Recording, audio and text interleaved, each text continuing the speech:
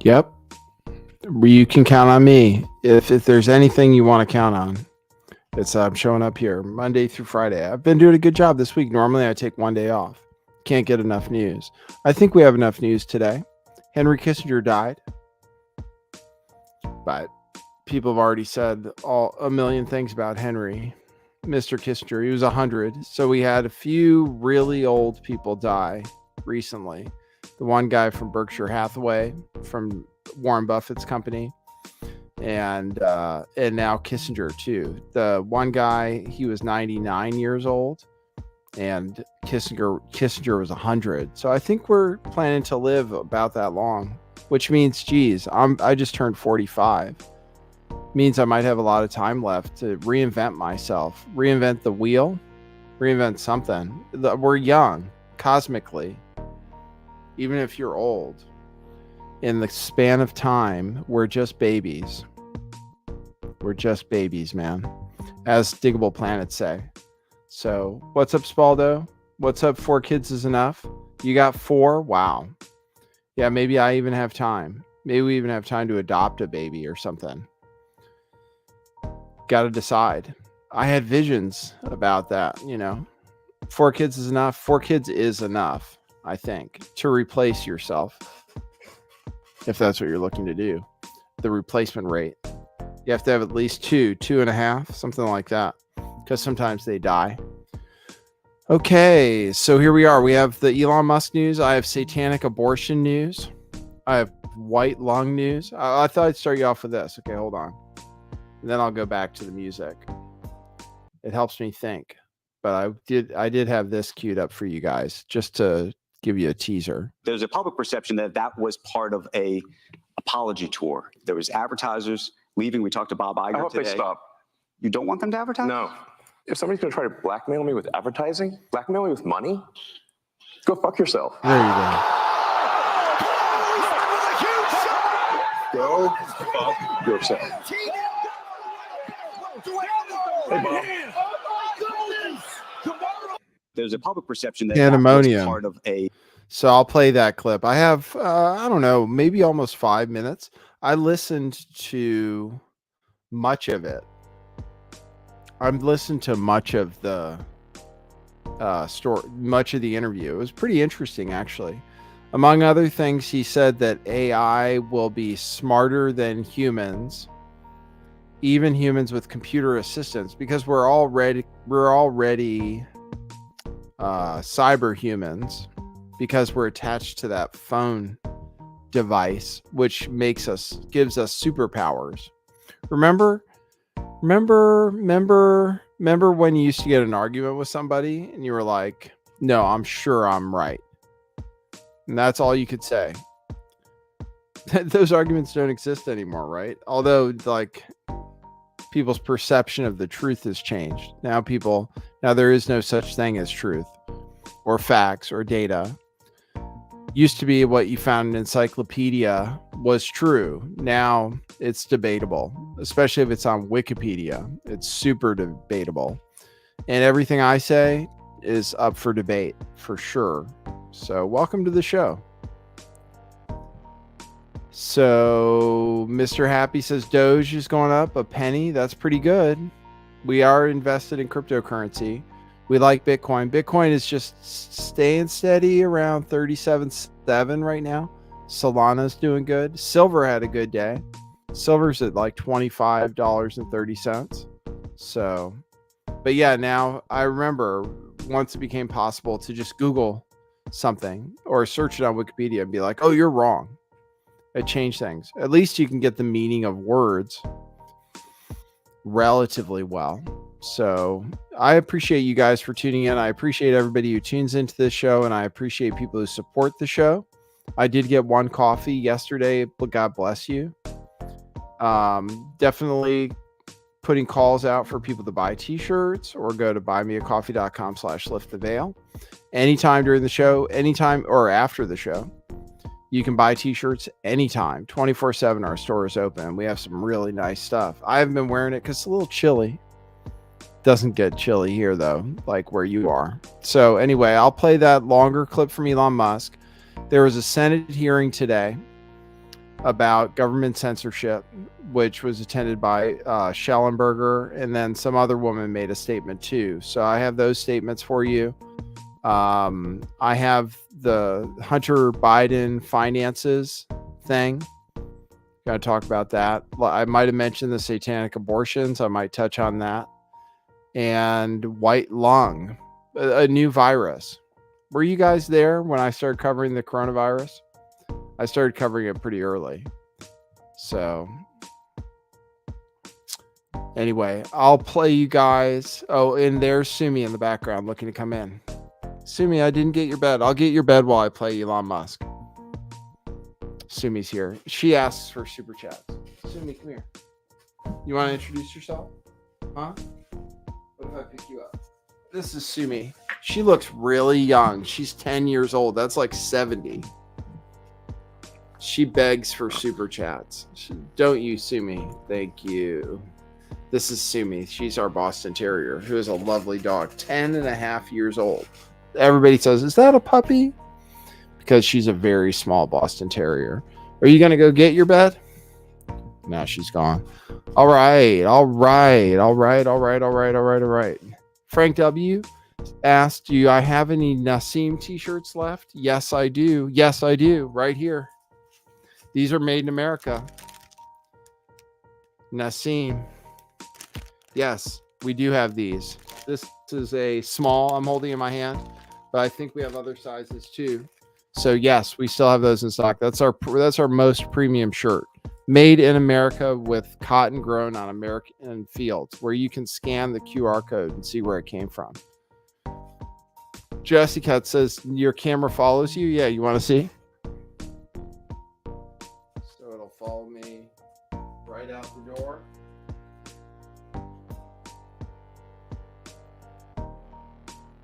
And back. See that? Pretty amazing. I grabbed Sumi's bed. Yeah, pretty cool technology, huh? Yeah, if anybody ever wants help with live streaming, especially if you have Apple devices, get in touch with me. I'm available. Just a reminder, I'm available to consult on cryptocurrency.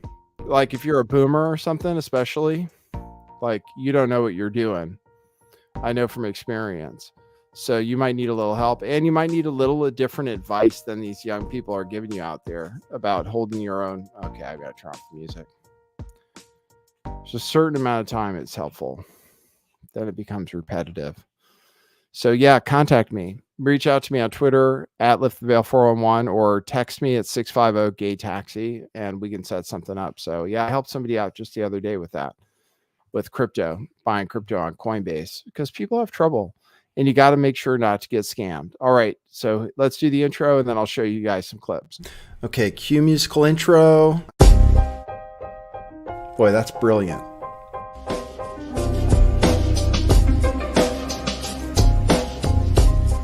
I do think some things in the world are real. Like you guys. You guys are real. Most of you. Most of my listeners, I think, are not just in my head. I think I have the metrics to prove it. You've taken a leap of faith today. What is that sound? And I apologize if you take offense. I'm a little offended myself. Welcome to our show. Welcome to the future. What it is.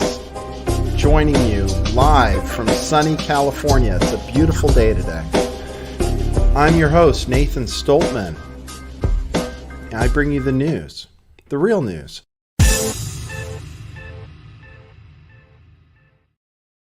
Hey, Censored Mom, you do homeschool consultations? I got to talk to you. I'll talk to you privately because I can do tutoring too in math. And then people won't care that if I can be referred to do it, because I used to teach SAT test prep. I used to do tutoring.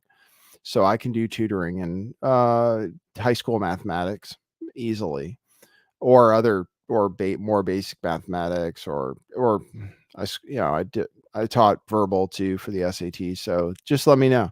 We'll talk. If you do consultations, maybe I can give you a kickback for a referral or something like that. All right. Okay. So first, Elon Musk apologized for his tweet that seemed anti-Semitic, that people thought was anti-Semitic. And then he told the advertisers, go F yourself. That's what he told them. Go F yourself. What do you think of that? Do you think he's making the right move business-wise? Because then he said the company's going to go out of business. So that doesn't seem like a good goal. So anyway, here I'll play from the interview, which was an hour and a half long. I listened to a lot of it. Here we go. This is Andrew Ross Sorkin with Elon Musk at this thing last night. I'll play the build up to where he's apologizing for his bad tweets, for the tweet he agreed with, which is what he said. This is the actual truth. Okay. It wasn't just the people who had that view. It was actually people who really are anti-Semites, who said, "Oh my goodness, go Elon! This is fabulous." And that actually was the thing that really set me back. I said to myself, "What's going on here?" And I want to know how you felt about that in that moment when you saw all of this happening. Yeah. Well, first of all, I did clarify almost immediately what I meant. I would say that was, if I could go back and say, I should, in retrospect, not have replied to that particular person, and I should have written in greater length as to what I meant. I did subsequently clarify it in replies, but those clarifications were ignored by the media.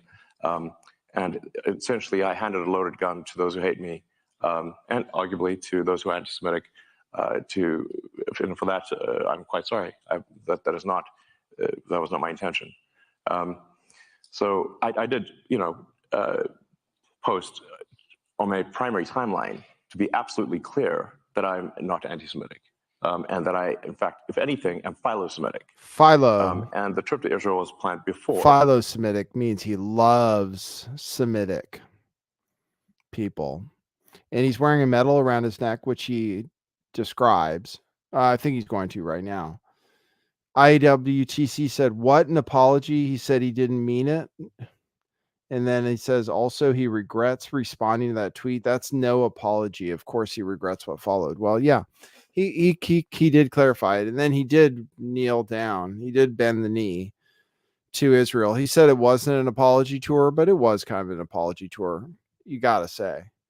So anyway, here we're about to get to the part where he talks about advertisers. Before any of that happened. It was neither here nor there. Do you see this thing? Mm-hmm. Do you know what it is? I do, because I actually followed your entire trip to Israel. Right. Why don't you tell everybody? This says bring them home. The hostages. It was given to me by... If that's not an apology tour, I mean, give me a break. He's like doing everything possible to show how much he loves Semites, or how much he loves Israel, or how much he cares about the plight of Israel, and is anti-Hamas and everything. I mean, he's doing as much as possible. If it's not for show, I mean, it is that thing around his neck, But I have a question about that is, if the only thing stopping the bombing right now in Gaza is the fact that they have hostages, they're never going to release all of them. I mean, what's the incentive for them to release all the hostages? Because as soon as all the hostages are back, then the G word continues, So anyway, the parents of one of the hostages, and I said I would wear it as long as there was a hostage still remaining, and I have. What was that might trip be a like? while. And obviously, that there's a public perception that, and you're clarifying this now, but there's a public perception that was part of a apology tour, if you will. That this had been said online. There was all of the criticism. There was advertisers leaving. We talked to Bob Iger today. I hope they stop. You hope? Don't advertise. You don't want them to advertise? No. What do you mean? If somebody's going to try to blackmail me with advertising, blackmail me with money, go fuck yourself. Listen, dead silence. I'll play it again. He says, I mean, everybody in the audience, it's a bunch of journalists in the audience and maybe Bob Iger from Disney too. He mentions Bob by name. Go try to blackmail me with advertising? Blackmail me Like with money? dead silence. Go fuck yourself. GFY. But go fuck yourself. Is that clear? I hope it is. Hey, Bob, if you're in the audience. Well, let me ask you then. Bob That's how Iger I from feel. Disney. And now people are talking about boycotting Disney, which he talked about. He says people are already boycotting these companies. Anyway, I'll play the rest and comment more on it too. But yeah, hey Bob. And then his CEO is in the audience too. She responded already. Don't advertise. How do you think then about the economics of X? If part of the underlying model, at least today, and maybe it needs to shift, maybe the answer is it needs to shift away from advertising. If you believe that this is the one part of your business where you will be beholden to those who have this view, what do you do? Why? I understand that, but there's a reality too.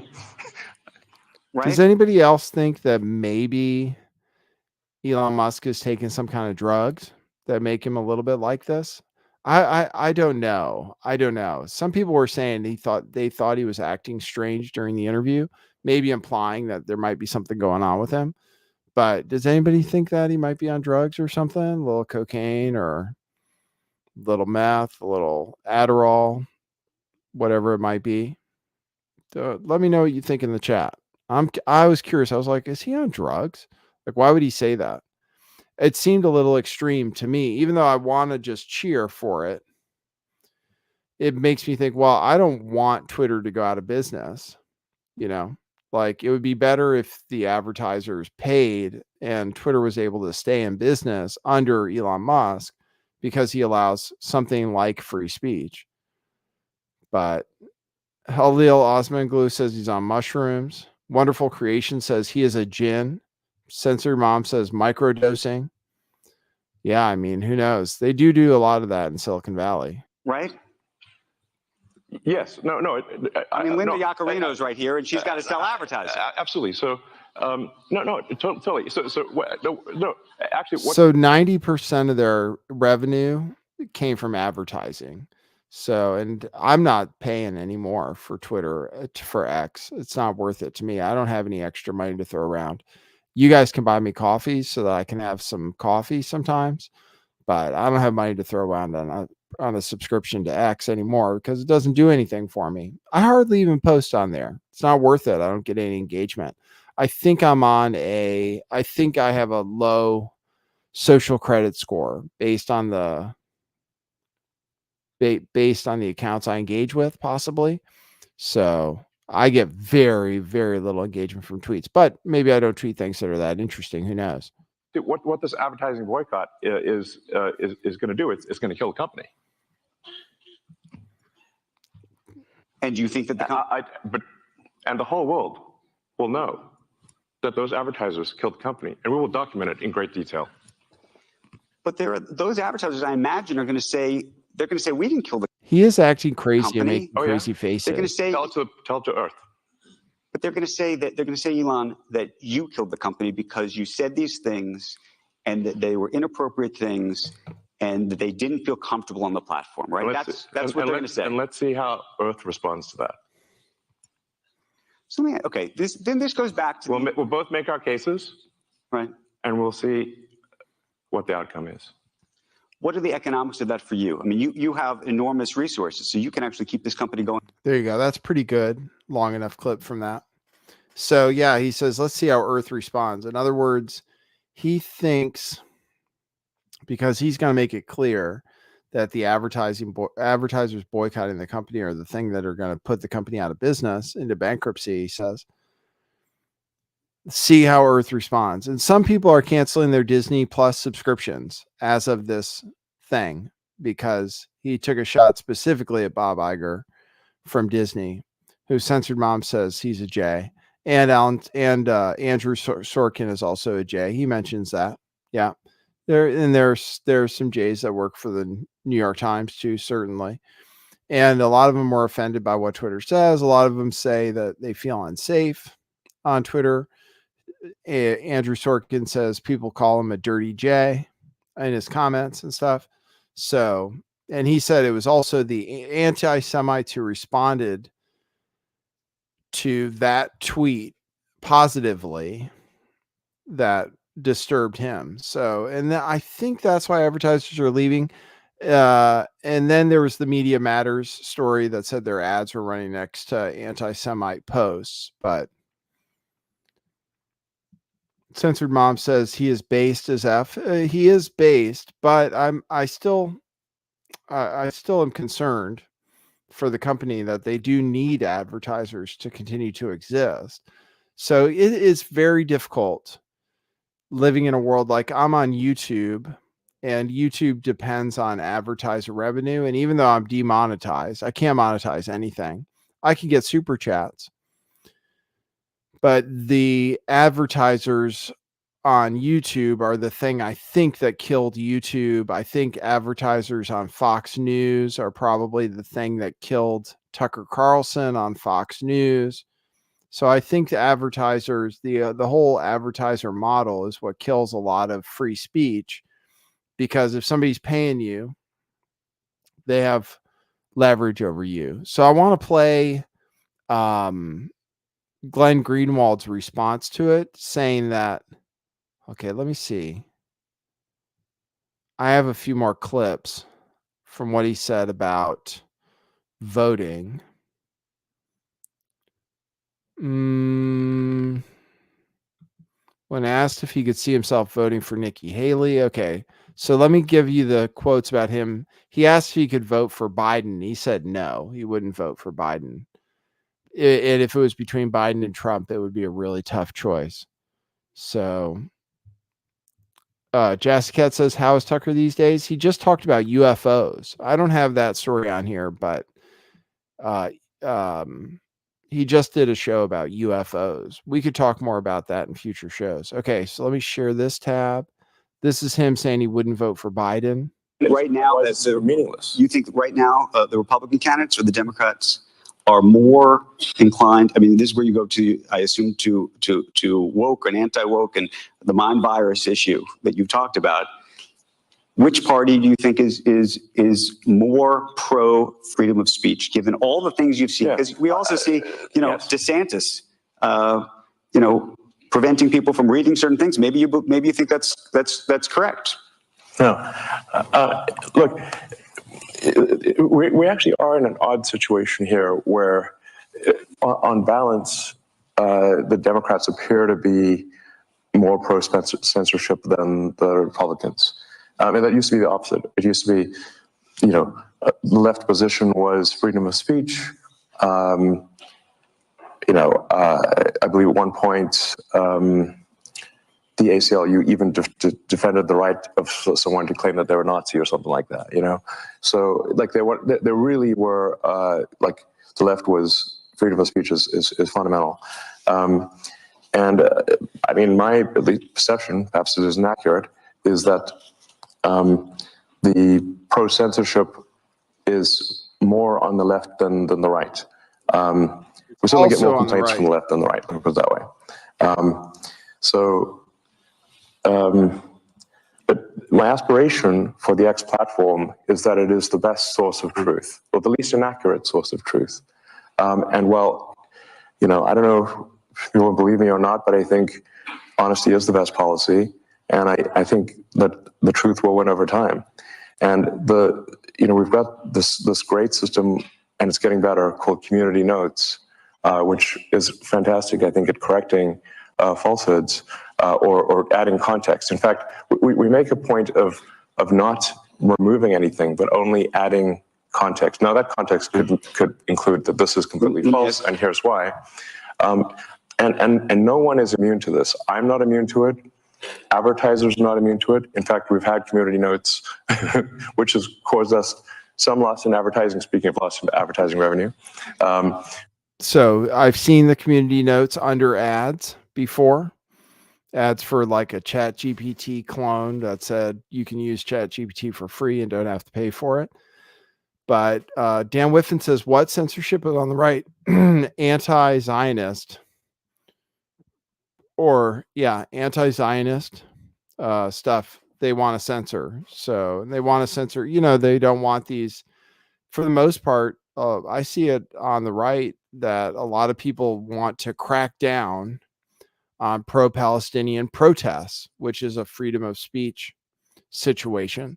So anytime like Ron DeSantis, Nikki Haley wants to dox everybody on the internet, which is a form of censorship.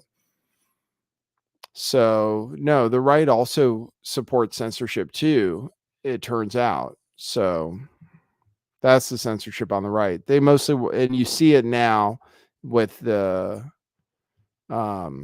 Palestine stuff. They'll say, oh, how do we stop these protests? And Ron DeSantis defunding people like Jewish Voice for Peace. So here's what Linda Yaccarino replied today, or yesterday maybe. Today, Elon Musk, this is what the CEO of X says. Linda Yaccarino said, today Elon Musk gave a wide-ranging and candid interview at DealBook 2023. He also offered an apology, an explanation, and an explicit point of view about our position. X is enabling an information independence that's uncomfortable for some people. We're a platform that allows people to make their own decisions. And here's my perspective when it comes to advertising. X is standing at a unique and amazing intersection of free speech and Main Street. And the X community is powerful and is here to welcome you. To our partners who believe in our meaningful work, thank you. Yeah, I'm seeing, like, I literally see the same ad. I'm addicted to Twitter. Well, I use it for content for the show, obviously. So I'm addicted to it for a different reason than other people. I'm scrolling through looking for stories and what's in the news. And this broke on Twitter, of course. Everybody was sharing the clip of Elon Musk telling advertisers to go F themselves. So here's Glenn Greenwald saying that's what journalists need to do. And as far as my journalism, I'm on YouTube. They do control what I say. Like I would talk to you guys about the Attorney General suing Pfizer today in Texas, Paxson, suing Pfizer, but I really can't get into it because, medical misinformation and so forth. The last things I got strikes for, which I was close to having my channel removed, I was one strike away, was for what they call medical misinformation. So I am certainly controlled and I'm not following Glenn Greenwald's advice. But this is Glenn Greenwald's advice to any journalist when someone tries to control what you say. So here we go. I'll play that.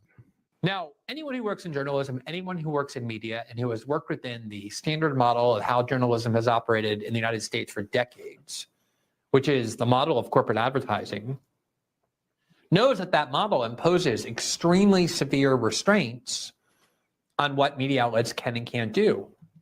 There are certain journalists that they can't hire because the journalists will say things that will offend corporate advertisers on whom they depend in order to survive as a media outlet.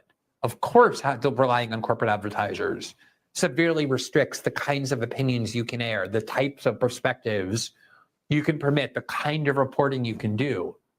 And what's so amazing about this is that if you're a journalist, the thing that you should hate more than anything is any force or any influence that tries to limit your freedom to speak.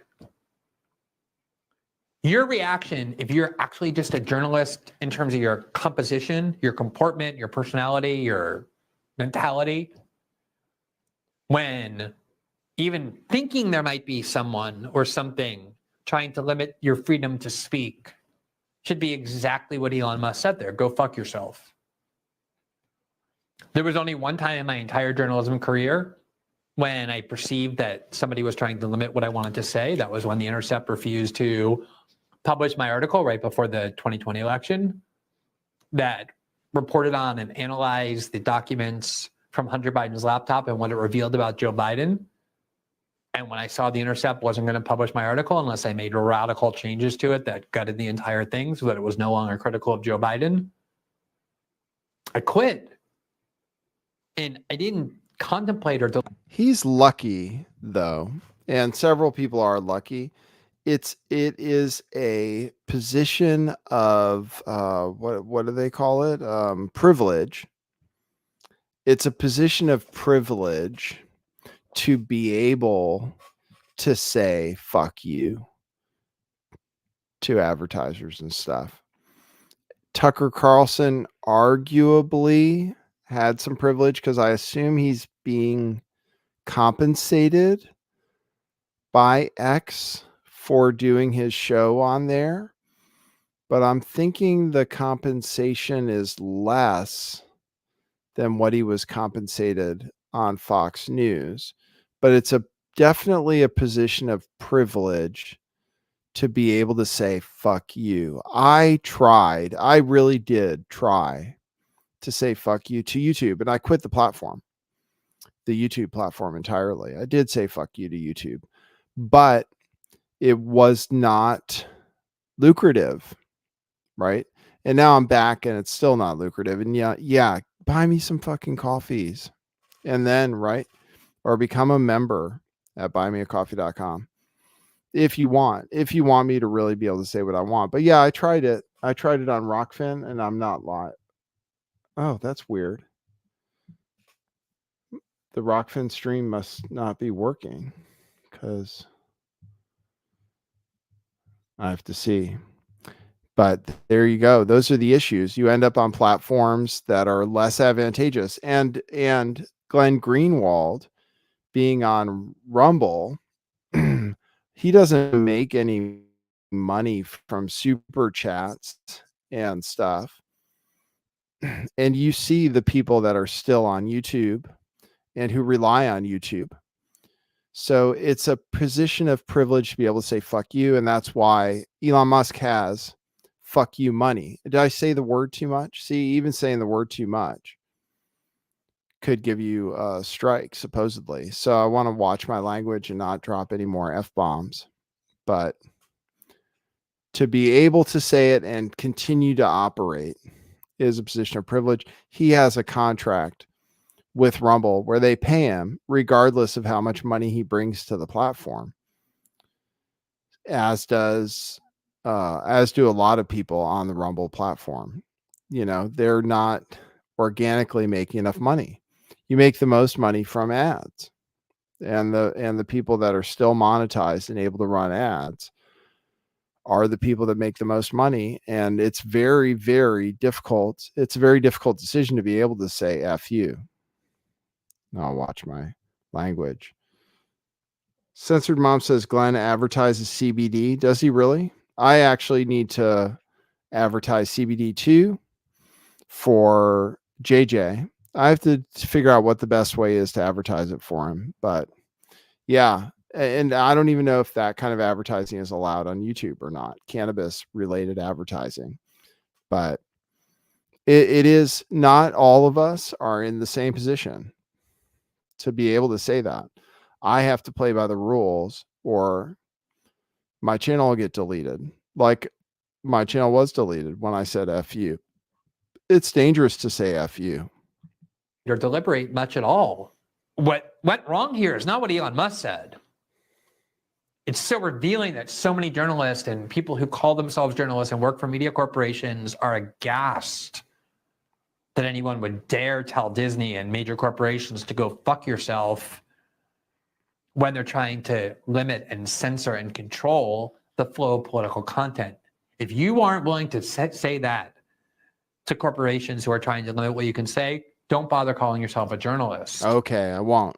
So I think it's very telling and interesting that Musk got to the point where he said it, but I think even more telling is the fact that so many journalists were horrified. We need way more journalists willing to say, go fuck yourself to people who try and limit what they say. The problem is that the people who are hired by these major media corporations and who thrive in them and succeed in them are people who have the opposite instinct. Their instinct is to assuage and serve and placate establishment power, not to defy it.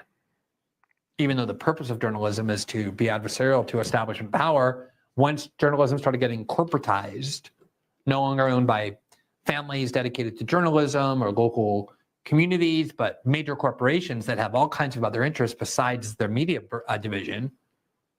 And what kind of attributes are awarded to major corporations? People who avoid controversy, who avoid conflict, who avoid displeasing and angering powerful people. That's the corporate ethos. And the corporatization of media meant that that kind of attribute was imported into journalism. And that's why no one almost who works for large media corporations or the media corporations themselves has the courage to say this. They're shocked.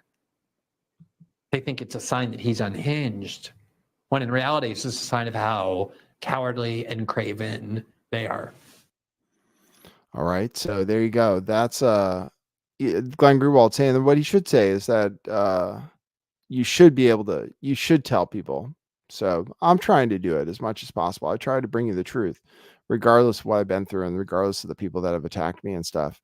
So I appreciate you guys for tuning in for that. We try to still give you the truth, what truth we can, including about satanic abortions. I think I have that story later. All right. So since I showed you, that's everything about Elon Musk that you need to see. And we brought up some important points. So here is today there was a hearing. The last two shows I went over the government censorship. See, that's a different thing. Can you say F you to government censorship? How do you get around it? Well, you can be on Rumble and stuff. I'm on Rumble. If you want to look for me, my station is called Nathan Stoltman on Rumble. I did my best to succeed on there, but that's a very, they struggle with advertisers too over there on Rumble, and that company is not doing very well, actually. So like, that's why it's risky what Elon Musk said. Let's check the Rumble stock. I always check it from time to time. Rumble Inc. Stocks were up today in general, but Rumble isn't doing so well. Rumble stock is down at $4.43. Yeah, and it's just going down. It's at about a 52-week low right now, closing right at about a 52-week low. And the technical, the analysts say strong sell. They earn negative money, they lose money, negative earnings per share. So, and their next earnings date is March 27th. I can share that tab. This is the Rumble stock. So this is what happens when you say F you, maybe to advertisers and stuff, is your company might go out of business. So that's Rumble. That's Rumble stock. Down 2% today. It's at $4.43. Over 1 year, you can see it's just not looking real good. So that's what it looks like when you don't have advertisers, unfortunately. And YouTube tries to function within an advertiser-friendly environment, especially since now they have the NFL, I think. So anyway, make sure you buy our t-shirts. It's scrolling across the bottom of the screen, truthclothing.io. Make sure you get them for Christmas.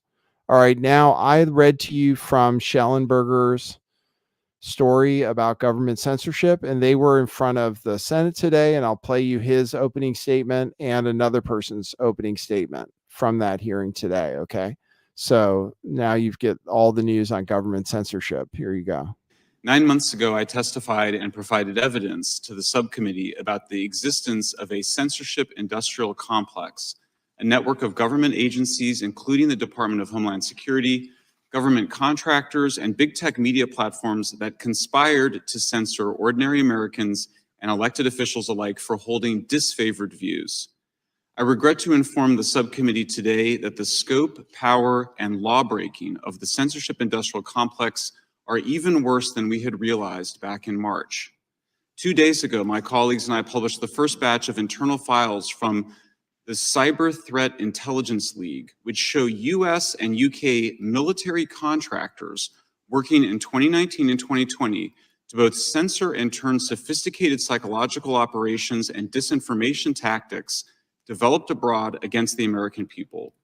Many insist that all that we identified in the Twitter files, the Facebook files, and the CTI files were legal activities by social media platforms to take down content that violated the terms of service.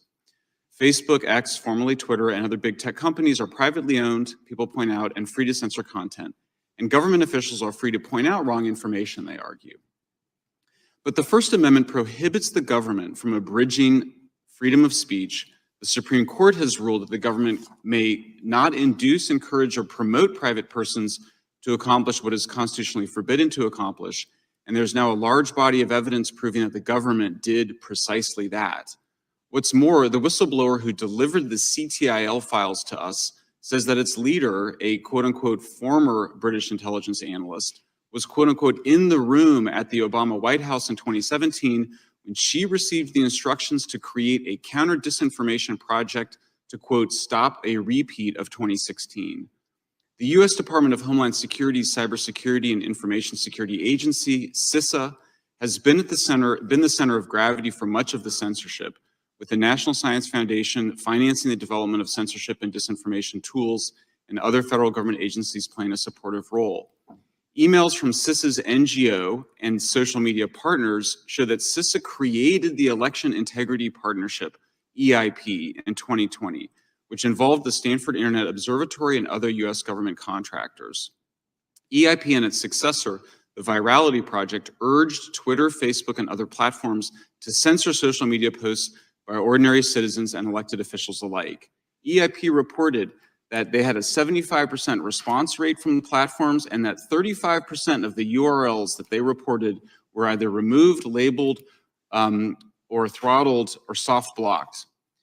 In 2020, the Department of Homeland Security, CISA, violated the First Amendment and interfered in the election, while in 2021, CISA and the White House violated the First Amendment and undermined America's response to the COVID pandemic by demanding that Facebook and Twitter censor content that Facebook itself said was quote unquote often true, including about vaccine side effects. All of this is profoundly un-American. One's commitment to free speech means nothing if it does not extend to your political enemies. In his essential new book, Liar in a Crowded Theater, Jeff Kosef, a law professor at the United States Naval Academy, shows that the widespread view that the government can censor false speech and or speech that quote unquote causes harm is mostly wrong. The Supreme Court has allowed very few constraints on speech. For example, the test of incitement to violence remains its immediacy. I encourage Congress to defund and dismantle the government organizations involved in censorship. That includes phasing out all funding for the National Science Foundation's Track F, Trust and Authenticity in Communication Systems, and its Secure and Trustworthy Cyberspace track. I would also encourage Congress to abolish CISA in DHS. Short of taking those steps, I would encourage significant guardrails and oversight to prevent such censorship from happening again. In particular, it's very easy to see the line in CISA. They say they're covering physical security, cybersecurity, but they added a third one, cognitive security, which is basically attempting to control the information environment and how people think about the world, including the stories that they tell. Finally, I would encourage Congress to consider making Section 230 liability protections contingent upon social media platforms known in the law as interactive computer services to allow adult users to moderate our own legal content through filters that we choose and whose algorithms are transparent to all of us. I would encourage Congress to prohibit government officials from asking the platforms to remove content, which the Supreme Court may or may not rule unconstitutional next year when it decides on the Missouri v. Biden case. Should the court somehow decide that the government requests for censorship are constitutional, then I would urge Congress to require such requests to be reported publicly, instantaneously, so that such censorship demands occur in plain sight. Thank you very much for hearing my testimony. Sumi is very upset about that testimony. So yeah, that's important testimony. And yeah, the government is supposed to protect free speech. That's what they're supposed to do under our Constitution. So it's very troublesome that there are so many tactics used against people like me and others to censor us off the internet for reporting some things that are true. Like when I was reporting on the shots, I reported on news that was true, but which might make people hesitant to get the shots. and that information was taken off the internet. So, but and that's not to say the shots are unsafe or that there are any side effects at all. The shots are listen to your doctor. The government has ruled over and over again that they're safe and effective and so forth, whatever I need to say. So that was Schellenberger's testimony. There's another person's testimony, but I'm going to skip that. I think that was pretty good. Here now, well, actually, yeah, I have other testimony about the weaponization of the federal government from somebody from Canada. So let me play that for you next. I'll play that for you. That was from this hearing today. So it's an important hearing for people like me, because who knows what the government asks people to censor. So here's someone at the same hearing today hosted by Jim Jordan, chairman of the committee. Thank you, Chairman Jordan. I'm pleased to be able to join you today to testify on the importance of free expression. I'd like all of you to think of me as a time traveler from the not too distant future, coming back to the present to offer you a glimpse of what could lie ahead for America. I live in a time in which, in the name of fairness, you can't share the stories you write for my news publication on social media. I live in a time in which, in the name of the common good, you can be kicked out of your bank and online payment system simply for expressing the wrong political views. I live in a time in which, in the name of social justice, you can commit a serious crime but get a more lenient sentence if you happen to be the right skin color. I live in a time in which, in the name of safety, you can be arrested for exercising your right to peaceful protest if you happen to be protesting the wrong thing. Of course, I'm not a real time traveler. I just live in Canada. Americans, and perhaps those in this chamber, surely think Canadians are too nice, we're too polite to embrace this sort of proto-authoritarianism. But it's more accurate to say that our niceness made us susceptible to the new authoritarianism, undermining the foundations of our liberal democracy. If it sounds like I'm overstating things, allow me to share 3 stories that illustrate this creeping authoritarianism. First, a few months ago, I reported a story from my publication, The Free Press, about a high school principal in Toronto who had been humiliated in front of his colleagues by a DEI consultant. The principal's crime, besides being white and male, was that he objected to the consultant's assertion that Canada is a less just society than America. The humiliation he experienced ultimately led him to commit suicide. I wanted to share that story on Facebook. When I tried to, I was barred from posting it. I received a message that stated, in response to Canadian government legislation, news content can't be shared. I was confused. Then I remembered the recently adopted Online News Act. The law forces social media companies to pay online media companies to link to their content. Facebook, instead of paying for that content, barred its users from posting it. Government officials insist that this is only a matter of fairness, a way of making sure that media companies are compensated for the news they report. But really, this new law props up legacy media dinosaurs like the Canadian Broadcasting Corporation, Bell Media, and other companies, which are subsidized by the federal government, and all of which can be counted on to echo Justin Trudeau's worldview and toe the party line. Not being able to post was annoying, but it wasn't the end of the world for me. I don't depend on Facebook for my income. The same cannot be said of Christopher Curtis, which brings me to my second story. Chris is a 38-year-old renegade journalist entrepreneur in Montreal who runs a digital newsletter called The Rover. He calls himself woke. You might think that he's exactly the kind of journalist the Trudeau government would elevate. He's on the political left. He publishes stories about the plight of the homeless and police brutality. The problem is that, unlike government-funded news companies, independent media companies are truly independent, which means they report stories that don't comport with whatever the government wants them to report. For example, in September 2020, The Rover reported a story on federal mistreatment of Mohawk Indians. This month, it published a story about migrant workers who had been abused and trafficked with the unwitting help of the federal government.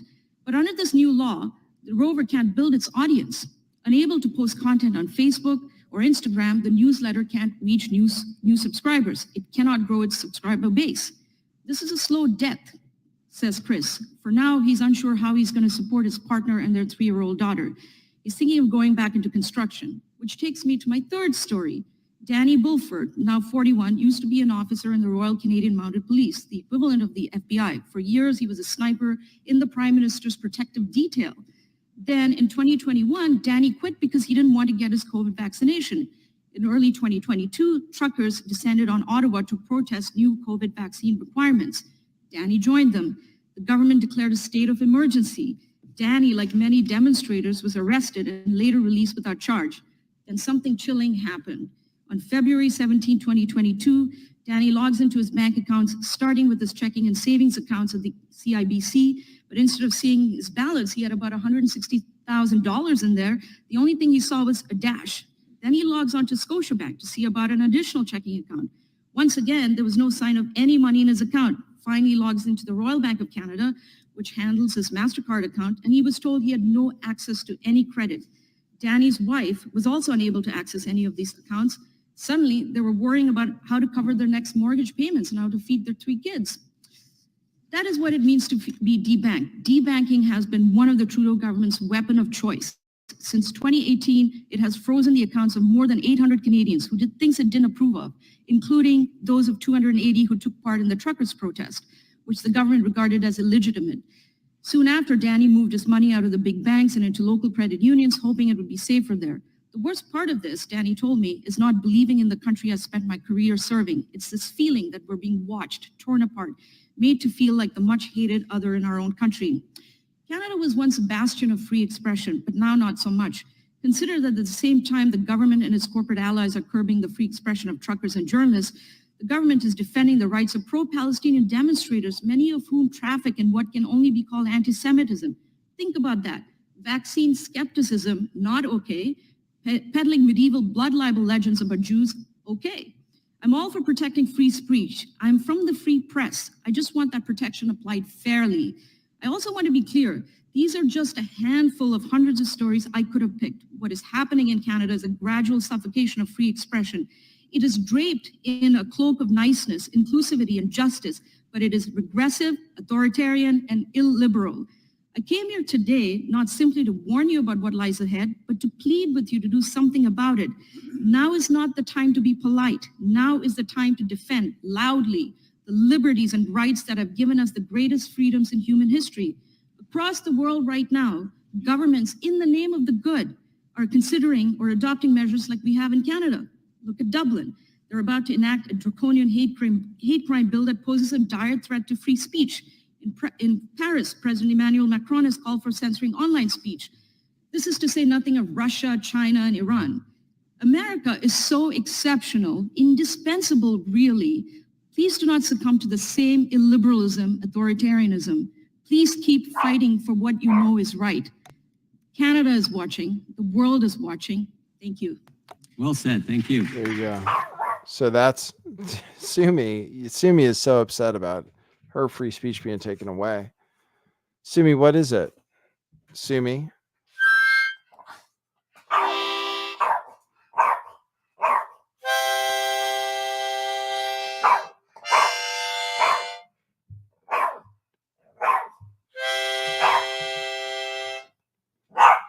Sumi, free speech is important, right?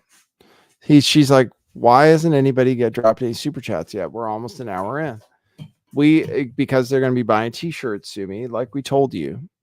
So yeah, that was from our Senate today. Yeah, she's from Canada, but she's warning, like as if she was a time traveler, what's going to happen. So here's the next news is this white lung. It's in Denmark, the Netherlands. They're already doing masks and social distancing in China. So I'll show you that. It's called white lung. It affects children. I haven't heard of any deaths from it, but I think I'm sharing the tab. I'm supposed to be sharing the tab. We'll see if when it comes up. Come on. What's going on? Sumi, what's happening? I have a lot of freezing going on my computer. People were joking about that lady's haircut. Here we go. View tab. Yeah, I'm sharing that tab. There it is. With an ad for Paris in Love, which sounds fantastic. Come on. We're having a slow computer day. Lucky there is a backup computer in case this one totally goes down. We clearly can't afford it. A new computer. What is it doing? You can't even see it. Okay, so let me close that. There we go. Share this tab instead. Oh, geez. I'm having problems. We might have to filibuster for a second. Sumi doesn't like Canadians.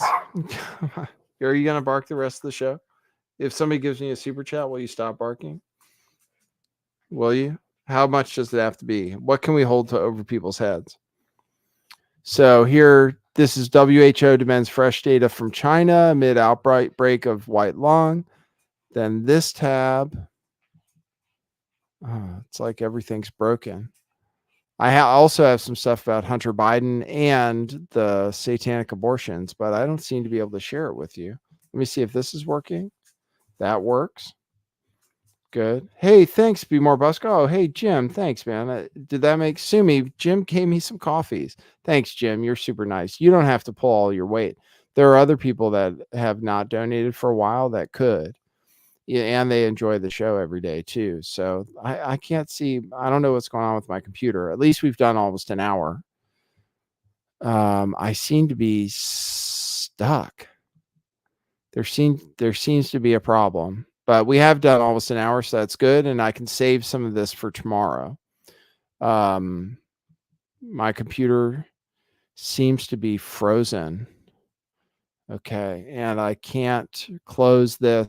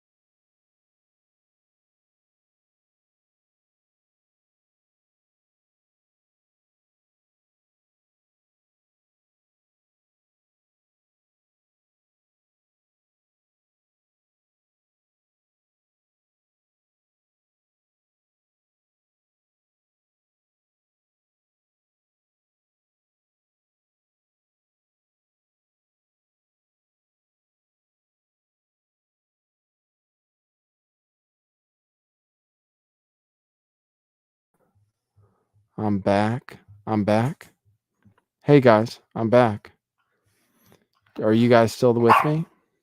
Sumi's still here. There's still 72 people tuned in, and I'm still live. Okay, fair enough. Except on Rockfin, it didn't show up today. But I'm still good.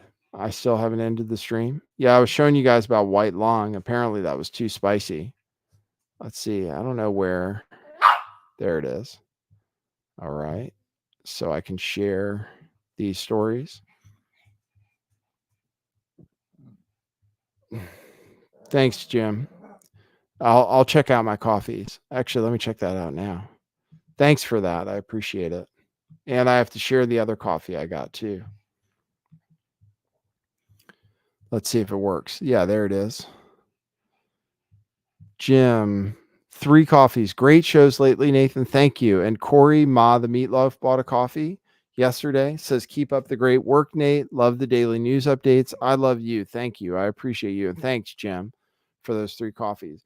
It makes a big difference. And if you buy a t-shirt, huge difference. Makes a big difference in my life. So if you guys can keep this show going, I really appreciate that. Eventually we might have to get new equipment, and then we'll have to figure out what we're going to do. But today we just had a little bit of a crash. Yeah, here are the stories. WHO demands fresh data from China amid outbreak of white lung syndrome, as Chinese are told to wear masks and social distance again. And then Denmark is battling a surge in the same type of white lung syndrome that's in China after the Netherlands warned of alarming spike in cases.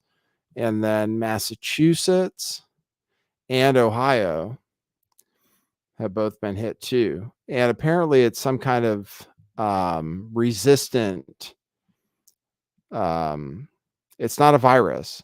It's the other thing.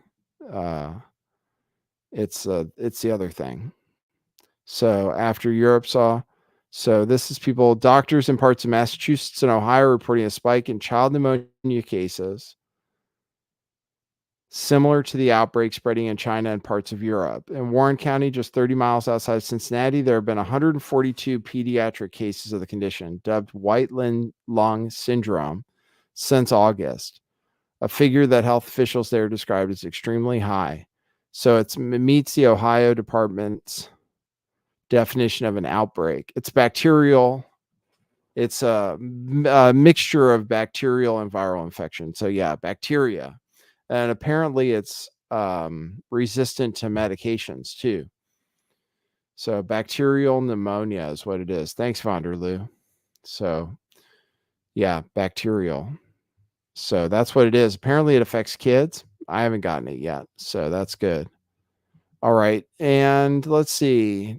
Since Jim gave us some coffees, we can keep going. If you guys give me super chats, I can go a little longer than an hour sometimes. So then I want to show you that Joe Biden's in trouble. It gives me energy is what it does. Like it actually, when you buy me a coffee, it actually energizes the stream so we can go a little bit longer. They're about to get Biden.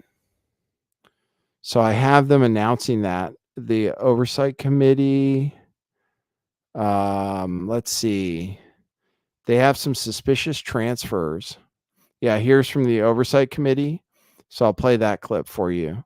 They have some suspicious transfers to Joe Biden from Hunter Biden's businesses. So let me play this. And thanks again, Jim. Elise. Please. Joe Biden has repeatedly lied to the American people about his family's corrupt influence peddling schemes. Our investigation has revealed how Joe Biden knew of, participated in, and benefited from his family cashing in on the Biden name around the world. First, President Biden told the American people he never spoke to his son about his family's business dealings. That was a lie. President Biden spoke by phone, attended dinners, had coffee with his son's foreign business associates. These individuals include Russian and Kazakhstani oligarchs, a Burisma executive, and a Chinese national who funneled millions to his son. President Biden claimed there was an absolute wall between his official government duties as vice president and his family, but there was no such wall. The door was wide open to his family's influence peddling schemes. But Joe Biden allowed his son to catch a ride on Air Force Two at least a dozen times to sell the Biden brand around the world. The National Archives has also identified the Office of Vice President emailed with the Biden family and their businesses over 29,000 times. However, the White House is withholding these emails from Congress in addition to the 82,000 pages of pseudonym emails. 82,000 pages. President Biden claimed his family didn't receive money from China, but we all know they did. President Biden's son, brother, sister-in-law, and daughter-in-law collectively received millions from CCP-linked entities. We've also revealed how Joe Biden received $40,000 in laundered China money in the form of a personal check from his sister-in-law. The White House and corporate media continue to move the goalposts as they seek to cover up for President Biden and his family. But make no mistake, financial records, emails, text messages, and witness testimony reveal that the Biden family enterprise is centered on Joe Biden's political career and connections. Joe Biden knew about, participated, and benefited from these schemes. This is a national security threat at the highest level of government, and Americans demand accountability for the Biden corruption. Over the next 2 months, our committees will interview members of the Biden family and their associates about this record of evidence. We expect full compliance with our lawfully issued subpoenas. No one is above the law, even if your last name is Biden. Our committee will first interview and depose witnesses. We then, of course, would welcome Hunter Biden to testify at a public hearing at a future date. Democrats should have no concern with first deposing and interviewing key witnesses. This is how they conducted their impeachment inquiry of former President Trump and the January 6th committee. President Biden's pattern of lies, corruption, and obstruction demand action from Congress. We will continue to follow the facts and hold President Biden accountable to the American people. It's now my pleasure to introduce the chairman of the Judiciary Committee, Jim Jordan. There you go. So that was the announcement about it. And here on Zero Hedge, there's an article, money laundering expert raised alarm under unusual Chinese payments to Hunter Biden. So there's a bank investigator hired to monitor Hunter Biden's company, Owasco PC, raised the alarm over an influx of Chinese money while the company provided zero services. On June 26, 2018, email from the investigator, concerns were raised over wire transfers from a Chinese company and Biden's joint Chinese venture, Hudson West 3. Specifically, $5 million initially sent to Hudson West was described as a business loan. However, quote, there was no loan agreement document submitted, unquote, wrote the investigator, whose name and which bank he was working for was redacted. Most of the funds were sent to Owasco via 16 wire transferred labeled as management fees and reimbursements. Quote, we find it unusual that approximately 58% of the funds were transferred to the law firm in a few months, and the frequency of the payments appear erratic. It was also previously indicated that Hudson West 3 LLC does not currently have any investment projects at this time, which raises further concerns as millions in fees are being paid, but does not appear to have any services rendered by Owasco PC, unquote. That's what the investigator said. The investigator also noted that Hunter was the son of then former VP Joe Biden and that there were allegations that Hunter was spending the money on drugs, strip clubs, and prostitutes.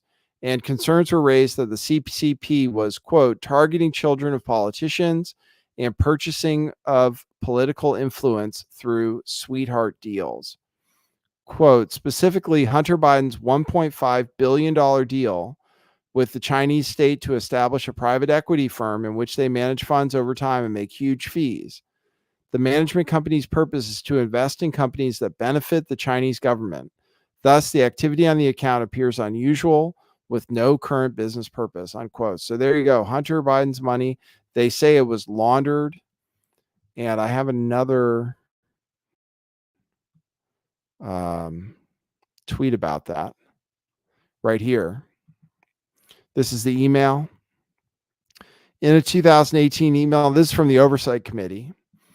In a 2018 email, a bank flagged serious concerns about the China money Hunter Biden received, $40,000 of which ultimately landed in Joe Biden's bank account. In the email, the bank's money laundering investigator highlighted erratic payments, no obvious services rendered, no current business purpose, known China strategy to target the children of politicians and purchase political influence through sweetheart deals. The investigator ends the email by saying the erratic bank activity, quote, may require reevaluation of relationship with the customer, unquote. So there you go. That's from a bank that Hunter Biden was using, where the bank investigator said that it looked like money laundering. Thanks, Censored Mom, who gave me a super sticker and is keeping the show going. We extended the show.